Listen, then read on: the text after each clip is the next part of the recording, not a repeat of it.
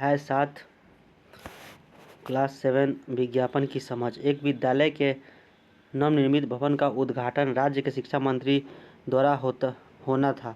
बच्चे बेसब्री से उस क्षण का इंतजार कर रहे थे और वे आगे की पंक्ति में बैठने के लिए भागम भाग कर रहे थे।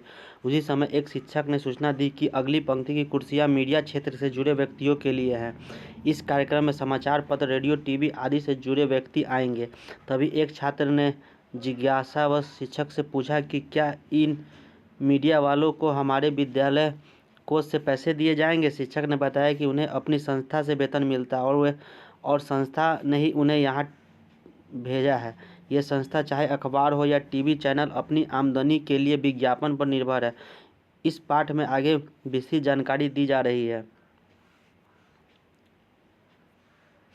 किसी घटना का कार्यक्रम के प्रकाशित या प्रसारित होने के कई चरण होते हैं। इसमें आधुनिक मशीनों के साथ साथ कुशल कर्मियों की आवश्यकता होती है।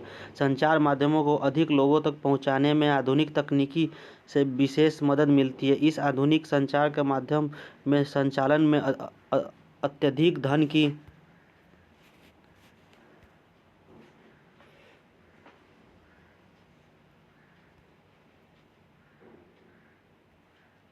आवश्यकता होती है, जो सामान्यतः किसी एक व्यक्ति के द्वारा ला पाना संभव नहीं होता। इस कारण टीवी, अखबार, रेडियो किसी बड़े व्यावसायिक समूह द्वारा संचालित होते हैं। संचार माध्यम अपने खर्चों को पूरा करने एवं धन कमाने के लिए विभिन्न प्रकार के तरीकों का इस्तेमाल करते हैं। इसके लिए वे विज्ञापनों का सहारा लेते हैं, जो उनकी आय का प्रमुख स्रोत है। विज्ञापन का क्षेत्र काफ़ी बड़ा बन चुका है। चूँकि संचार माध्यमों को अपने खर्चे हेतु विज्ञापनों पर निर्भर होना पड़ता है। विज्ञापन देने वाले मुख्यतः व्यापारिक संस्था होती है, अतः संचार माध्यमों को वे अपने फायदे के लिए प्रभावित भी करते हैं। विज्ञापन क्या है? आज हम चारों तरफ विज्ञापन से घिरे हैं। रेडियो, टीवी, अखबार, इंटरनेट के लेकर टैक्सी, रिक्शा और दीवारों का विज्ञापन देखा जा सकता है। एक विज्ञापन विभिन्न माध्यमों से कई बार सामने दिखाई पड़ते हैं। वस्तुओं से लेकर शैक्षिक एवं व्यावसायिक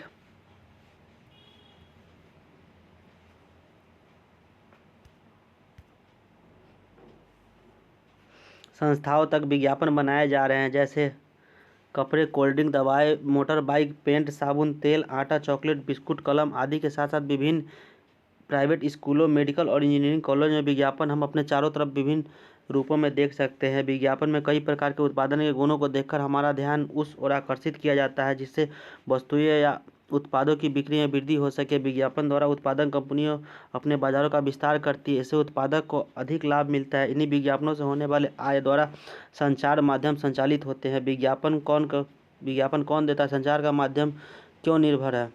इस पर क्यों निर्भर है? आपके पसंदीदा विज्ञापन कौन कौन से हैं? वे आपको किस तरह आकर्षित करते हैं? शिक्षक के साथ चर्चा करें। ब्रांड। सोनू पेंसिल खरीदने दुकान जाता है और पेंसिल मंगाता है। दुकानदार सोनू को एक पेंसिल देता है। सोनू कहता है मुझे स्वराज पेंसिल चाहिए। दुकानदार पेंसिल देते हुए सोनू से पूछता है, स्वराज पेंसिल ही क्यों? सोनू कहा, मैंने टीवी में देखा था कि इस पेंसिल से लिखावट सुंदर होती है। वह पेंसिल लेकर घर चला जाता है।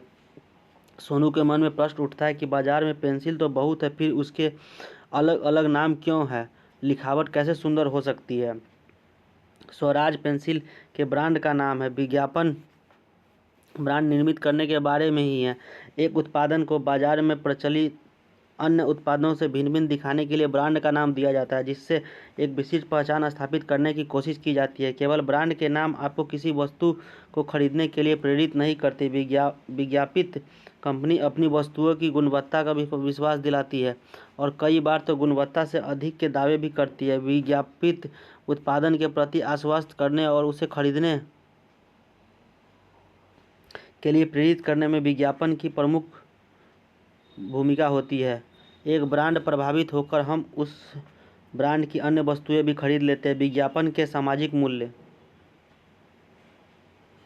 विज्ञापन हमारे जीवन में महत्वपूर्ण भूमिका अदा करता है। हम इन विज्ञापनों के आधार पर केवल उत्पाद खरीदते हैं, वरन ब्रांड उत्पादों का उपयोग करने से हमें अपने और अपने मित्रों तथा परिवारों के बारे में अलग अलग तरह से सोचने भी लगते हैं। आगे दो विभिन्न उत्पादों के द्वारा इसे और अधिक समझने का प्रयास करेंगे।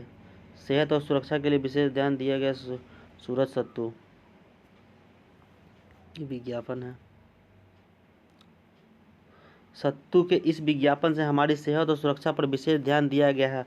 बंद पैकेट वाले सत्तू की तुलना में खुले सत्तू के खराब होने की आशंका को दर्शाया गया है। दरअसल हमारे आसपास बाजार के उपलब्ध खुले सत्तू और बंद पैकेट वाले सत्तू की गुणवत्ता में कोई खास अंतर नहीं पाया जाता, परंतु विज्ञापन में पैकेट बंद सत्तू सुरक्षित और अन्य सत्तू से बेहतर होने का दावा करता है। प्रायः यह बंद पैकेट वाले सत्तू आसपास के किराना दुकानों के बड़े बड़े मॉलों में आसानी से उपलब्ध होते हैं। इस विज्ञापन में सेहत के प्रति हमारी चिंता का आधार बनाया गया है। पूंजी के अभाव के कारण खुले सत्तू के विक्रेता अपना विज्ञापन नहीं कर पाते और विज्ञापन बंद पैकेट वाले सत्तू उनकी प्रतियोगिता बढ़ जाती है, अतः उनकी बिक्री भी प्रभावित होती है और वे व्यवसाय छोड़ने को मजबूर होने लगते हैं। हमारे समाज में गोरा आकर्षक एवं दूसरों से अलग दिखने की होड़ है। इसे सुंदरता से जोड़ा जाता है। लड़कियों में गोरा आकर्षक होना विवाह के लिए आवश्यक तत्व के रूप में देखा जाता है। वधू चाहिए इतना एडवर्टाइजमेंट, गोरेपन की निखार, ये सब ऐड है। चलिए, विज्ञापन हमारी इसी भावना का गलत इस्तेमाल करता है। विज्ञापन के केवल हमारी गोरा होने के चाहत को बढ़ावा देता है, बल्कि यह आश्वासन भी देता है कि गोरा होकर हम सब कुछ पा सकते हैं, जबकि इसका वैज्ञानिक कारण यह भी है कि हमारी त्वचा में मेलेनिन नाम का पदार्थ होता है, जिससे हमारी त्वचा का रंग तय होता है। त्वचा का रंग मेलेनिन नामक पदार्थ से तय होता है। मेलेनिन हमें सूरज की नुकसानदायक पराबैंगनी किरणों से बचाता है। जिसकी त्वचा में मेलेनिन की मात्रा ज़्यादा होती है वे सांवले दिखते हैं, जिसे कम हुए वे गोरे दिखते हैं। कोई भी क्रीम मेलेनिन की मात्रा कम या ज़्यादा नहीं कर सकती। गोरा करने वाली क्रीम में एक ऐसा रसायन होता है जिससे चेहरे के बाल सुनहरे हो जाते हैं और चेहरे का रंग कुछ दिनों के लिए साफ दिखता है। ये रसायन त्वचा के लिए अच्छे नहीं होते हैं। तब आप भी सोचें कि गोरेपन बढ़ाने वाली क्रीम सच बोल रही है, हमें मूर्ख बना रही है। सबसे बड़ी बात तो ये पहचानना है कि हम सब के रंग रूप में कोई ना कोई फर्क होता है। प्रश्न, क्या गोरेपन या सांवलेपन से सुंदरता को आंकना क्या आपको सही लगता है? विज्ञापन कैसे बनता है? हमें नया प्रोडक्ट बाजार में लाना है, फेयर एंड केयर क्रीम, इसके लिए विज्ञापन कैसे हो? इसमें खास बात क्या है? अन्य क्रीम से कैसे फ़र्क है? इसमें त्वचा की नमी बनी रहती है एवं मिट्टी और धूप से भी बचाव है। लड़के लड़की दोनों उपयोग कर सकते हैं। यदि हम चाहते हैं कि युवा इसे खरीदे तो हमें किसी न किसी फिल्म, टीवी या कलाकार को जोड़ना होगा। इस चर्चा के बाद क्रीम बनाने वाली कंपनी ने विज्ञापन तैयार करने के लिए एक अन्य कंपनी को काम सौंपा। उसने यह बातें समझाकर गीत तैयार किया, एक छोटी फिल्म बनाई और पोस्टर भी तैयार किए। कुछ फिल्म लोगों को दिखाकर उनकी प्रतिक्रिया ली गई, उसमें सुधार किया गया। इसके बाद ही टीवी, पोस्टर, रेडियो पर यह विज्ञापन दिया गया और बाजार में यह बिकने लगी। सूचना के जनसंपर्क विभाग द्वारा लोकहित में कुछ विज्ञापन दिए जाते हैं। नेशनल पोलियो प्रोग्राम 2010, आप हम सब, रक्तदान कीजिए, किसी का जीवन बचाइए, जीवन दीजिए। इन विज्ञापनों और पूर्व के दोनों विज्ञापनों में क्या अंतर है? पूर्व के विज्ञापन एवं लोकतंत्र। विज्ञापन में बड़े बड़े व्यावसायिक प्रतिष्ठानों करोड़ों रुपए खर्च करते हैं। छोटे व्यापारी के साथ स्थानीय उत्पादन इससे प्रभावित होते हैं, पर यह जरूरी नहीं कि पैकेट वाली ब्रांड वस्तुएं स्थानीय वस्तुओं से अच्छी हो।